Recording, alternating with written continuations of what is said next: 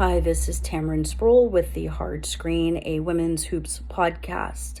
I'll start by saying that I created this podcast because I saw a gap in coverage. I didn't really see where the types of stories that I pursue for the Hard Screen were making it into mainstream networks.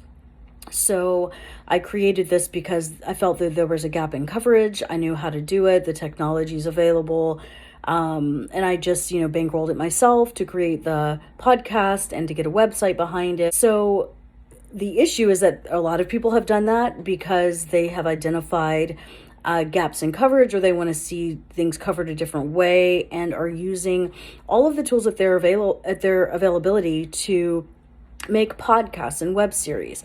But the market is flooded, and it would be nice to see major media companies kind of absorb some of these smaller productions to include those voices in their networks. It's great that we have all of these resources at our disposal and people can let their voices be heard. I believe a few years ago we were saying, podcasting's going to hit a peak, it's going to, kind of reach its peak and then fizzle out. And I don't really see that has happened, as long as, dare I say, marginalized voices or marginalized stories are not included in the sports, radio, television, podcasting networks by mainstream companies, then that's going to continue to be the case. For me personally, I'm going to do this because I feel it needs to be done, but I have to bankroll it myself. So for anybody who's really convicted about covering something a certain way,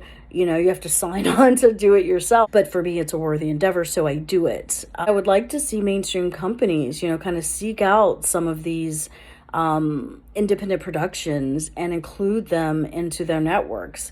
Women like sports too. There's room for a lot of voices without erasing any long-standing voices.